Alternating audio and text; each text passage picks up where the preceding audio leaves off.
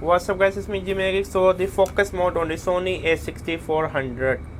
I mean there's multiple focus mode. Okay, let me turn on the camera. Let me go to the aperture. When we are at the aperture, let me click the function key.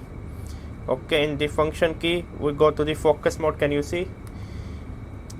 Okay, I put in the, let me go with start. Autofocus single, automatic autofocus, continue autofocus, direct manual focus. Mostly I use the autofocus, continue autofocus, automatic autofocus. Yeah.